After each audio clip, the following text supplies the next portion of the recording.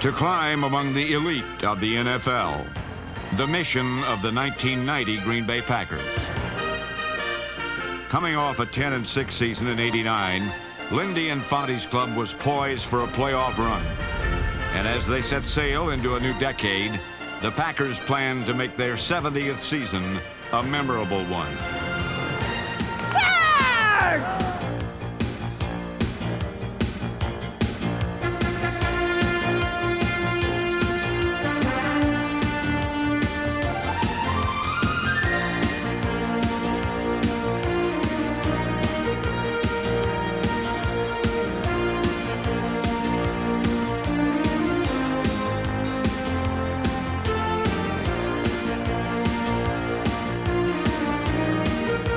Sterling!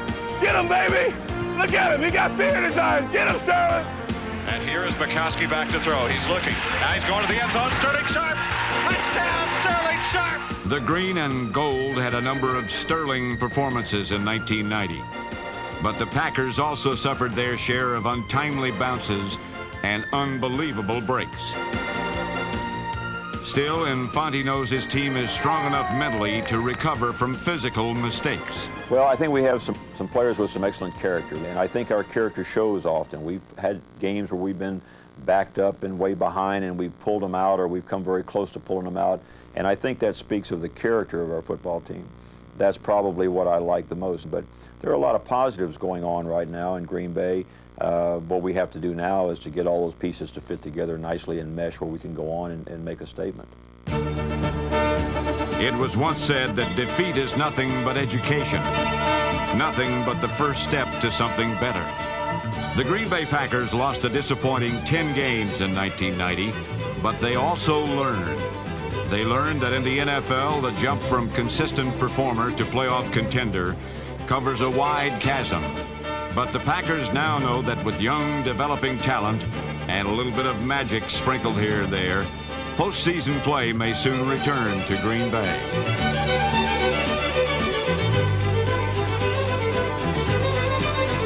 If the Packers' 1990 season had been played on a movie screen instead of a gridiron, it would have received mixed reviews.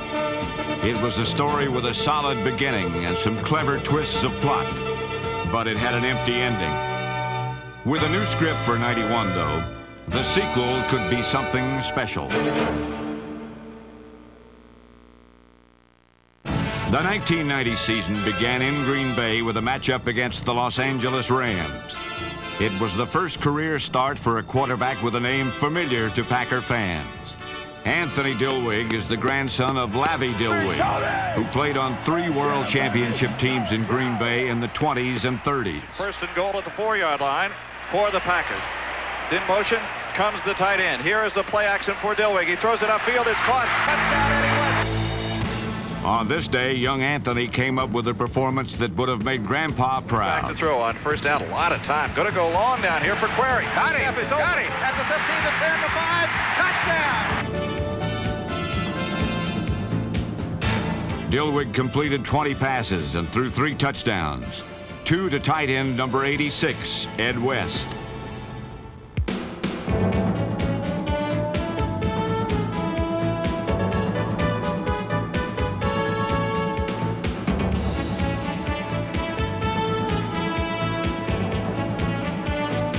West's fourth quarter score sealed an upset win and continued the Dilweg family's success in Green Bay. Success at the quarterback position has been pretty consistent for the Packers over the years. From Rote to Starr to Dickey, Green Bay has a history of dependable signal callers. And in 1990, 2 more passers strove to build on the tradition. Dilweg and Magic Man Don McCoskey combined for 18 touchdown passes and threw for over 3,000 yards last season. A healthy portion of those passes went to a trio of receivers. Number 87, Clarence Weathers, the team's second leading receiver, Perry Kemp, and second-year man, number 85, Jeff Query.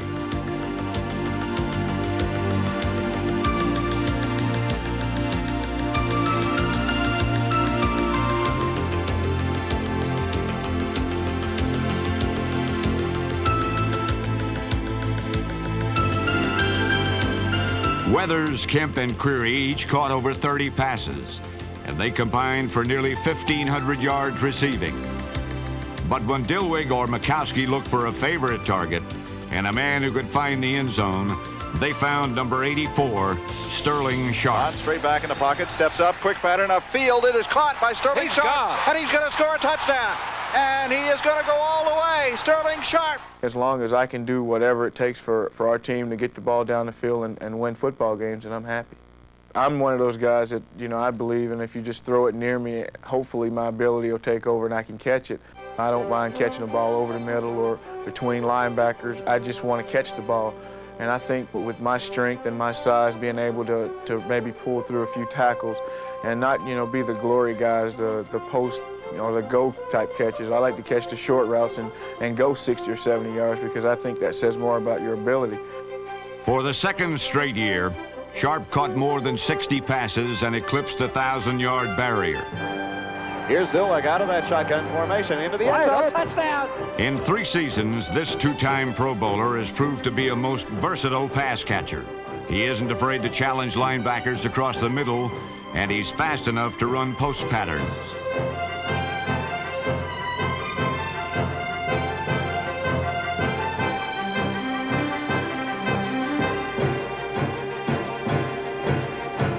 Sterling Sharpe has caught 212 passes in 3 NFL seasons. No man in the history of football has caught more in his first 3 years.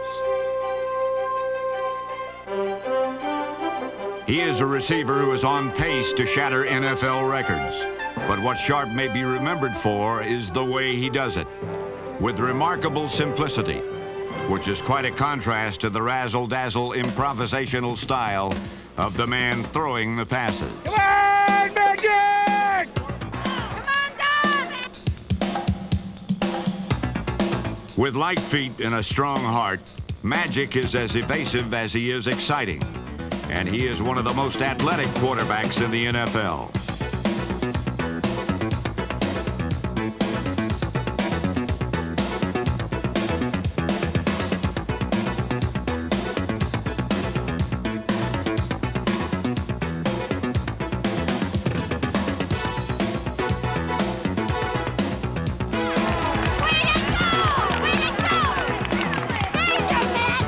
Majkowski was versatile enough in '90 to try his hand as a pass catcher.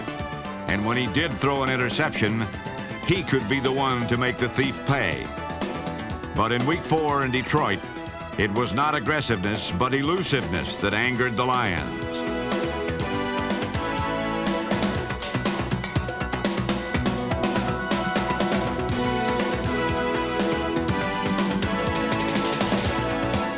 Number 7 rushed for nearly 100 yards, but he also showed that he's pretty adept at performing the standard task of the quarterback, throwing the football.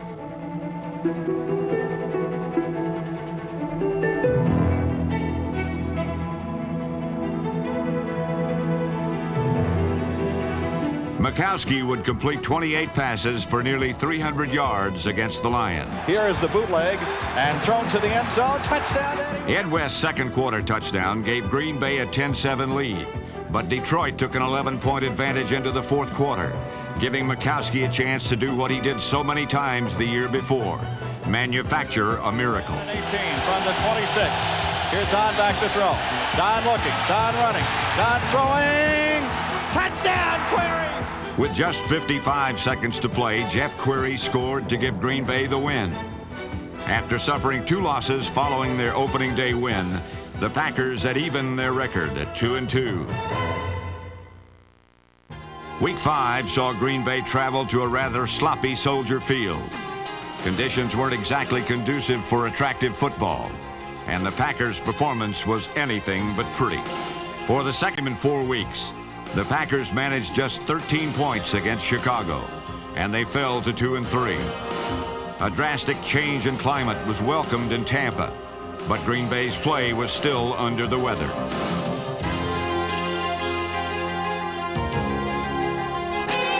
Balls continued to bounce erratically, and although Majkowski threw for 355 yards, his 5 interceptions led to a second straight defeat. On the season's 7th Sunday, the Packers rested as they enjoyed a bye in the schedule. But they regrouped for a Week 8 encounter against the Vikings in Milwaukee, and the time off proved to be beneficial for Majkowski. Magic completed just 11 passes, but he rid himself of the interception bug and scored his only rushing touchdown of the year. Rookie running back Darrell Thompson scored his first career touchdown to help the Packers to a halftime lead. He's got a touchdown. How about that for Darrell Thompson? But it was a defensive play by number 96, Sean Patterson, that proved to be the game-winning score. Back in the pocket and got some time. Now it breaks down a little bit, comes up over the middle. He caught it. And Sean Patterson, touchdown. Patterson's interception was one of 5 on the day for the Packers. Rookie Leroy Butler sealed Green Bay's 3rd win of the year with an acrobatic takeaway. Butler tied for the Packers' lead in interceptions in 1990. He is a youngster in an experienced secondary which has been led for years by strong safety Mark Murphy, who had a career-high 103 solo stops last season. Chuck Cecil, Tiger Green, and number 44 Jerry Holmes also proved to be resounding hitters in the secondary. And Mark Lee showed that after 11 years, he is still one of the league's most reliable cornerbacks. But it is young Butler who will most likely be called on to lead the secondary into the future, just as second-year man number 62 Matt Brock looks to be a longtime member of the defensive line. After making just 3 tackles as a rookie, Brock showed marked improvement in 90. And along with Sean Patterson, Bob Nelson, Robert Brown, and Blaze Winter, he is helping to solidify Green Bay's line.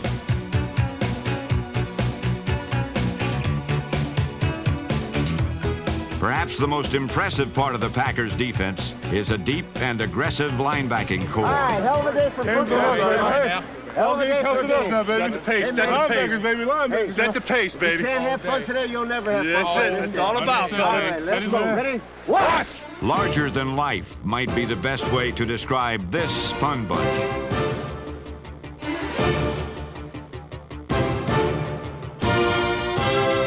Led by number 91, Brian Noble, who finished with 113 tackles, Packer linebackers swarmed to the football like starving linebackers would swarm to a refrigerator. Johnny Holland, Tim Harris, Scott Stephen, Vernell Dent, and Tony Bennett always left their hearts on the field and often left opposing ball carriers looking for help.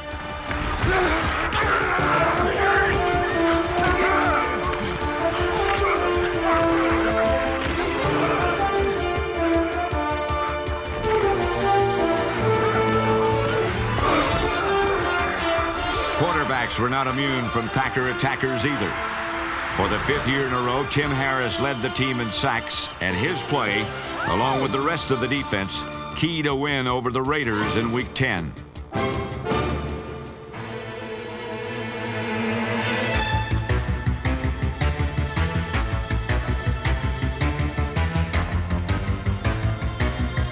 Lindy Infante's squad held the explosive Raiders offense in check, while Don Majkowski threw a pair of touchdown passes. Fake to Haddix. Now they want to come back. Wide open. He's wide open at the 3, and he's in the end zone. Touchdown. Here's Majkowski, who bootlegs. Take off, Mac. And he's going to throw to the end zone to Perry Camp. Touchdown. The real star in this win in Hollywood, though, was Chris Jackie, who set a Packer record by kicking 5 field goals in one game. Green Bay's Western swing continued the next week in Phoenix. Majkowski once again was performing his scrambling tricks, but in the second quarter, his magic went up in smoke. Damn, he's hurt. He's hurt, Doc. He's down, Doc. Majkowski was sidelined for the rest of the game, but he must have given his magic wand to Dillwig because the Sorcerer's Apprentice orchestrated a fourth-quarter comeback. In the pocket, looking, got some time this time. Over the middle, touchdown to Terrence Weathers. There we go, CW. Yes! There we go, there we go! Woo! Clarence Weathers helped cut Phoenix' lead to 21-17. And on the Packers' last play, Dillwig went for the win. Dillwig sends Harrison motion to the right side. Here's Dillwig on a handoff, and it's a bootleg to the right, and he's in trouble. Throws it in the end zone. Touchdown! Ed West's score gave the Packers their 5th victory of the year, and also marked the first time all season they had won 2 in a row. Green Bay headed for home for some revenge against Tampa and tried to keep the winning beat alive.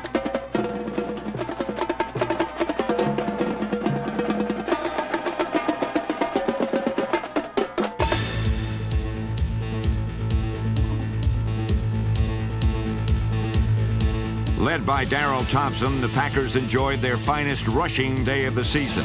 But it was a pair of Dillwig touchdown passes that earned a 3rd straight win. Here's Anthony back to throw. Anthony over the middle. Sharp touchdown. Sterling Sharp on a quick slant pattern from the left side, and Sterling told him what he wanted. Here's the handoff faked by Dillwig. He's got a man wide open. He puts it down and throws it into the end zone for Michael Haddix. A month earlier, the Packers were 2-4 and headed nowhere. Lindy and Fonte probably never thought about receiving a victory dunking then. But with the Packers now 6-5 and very much in the playoff race, things were definitely looking up in Green Bay. With Don Majkowski sidelined for the rest of the year due to an injured shoulder, Anthony Dillwig had to handle the quarterbacking duties in Minnesota. And at times, his daring play very much resembled that of Majkowski.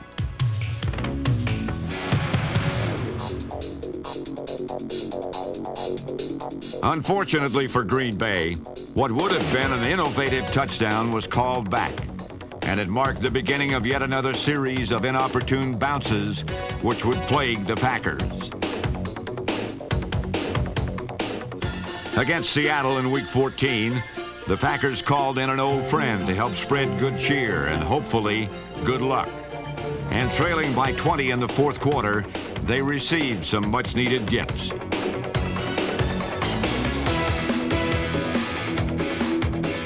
Reserve quarterback Blair Keel threw 2 touchdown passes. And when the Packers received another gift on a fumbled kickoff, they actually had a chance to steal a win.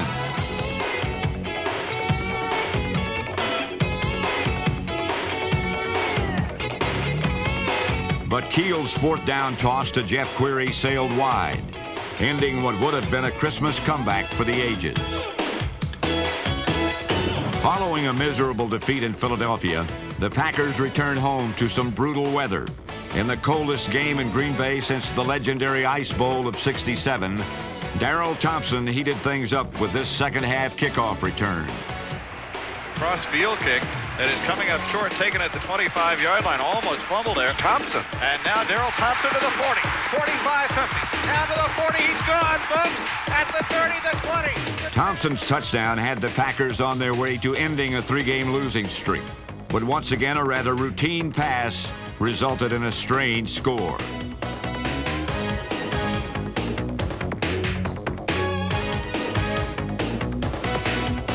In the season's finale in Denver, the football continued to behave as if it had a devilish mind of its own.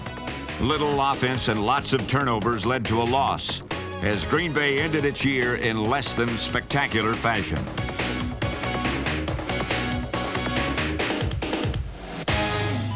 But if Lindy and Fonte has anything to say about it, 1991 will be a spectacular year for the Packers.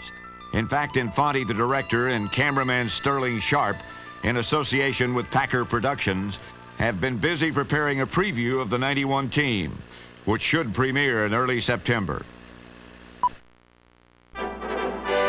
In 1991, there once again will be a special spirit about Lambeau Field. Green Bay fans should see renewed confidence in a team that learned from its mistakes in 1990. A team that plans to write a new script for '91. Infante's aerial offense should be led in '91 by Don Majkowski and receivers Sterling Sharp, Harry Kemp, Clarence Weathers, and Jeff Query. Coming off a successful rookie campaign, Darrell Thompson looks ready to handle more of the rushing responsibilities, and he has a host of experienced backfield mates to help, including Michael Haddix, Herman Fontenot, Plan B acquisition Alan Rice and Keith Woodside. And handoff to the tailback, cutting back inside Woodside. 2-1, touchdown. It is a touchdown, Woodside. Infante also plans to have his special teams play an important role in '91. And gets Elway, dropped the snap, and he blocked it. Take it up. Pick it up and go. Tiger Green at the 30, to the 25, the 20. Holy cow, the Packers have scored. Tiger Green, Jackie Harris, and number 88, Charles Wilson, should continue to shut down opponents, as should an aggressive defensive unit.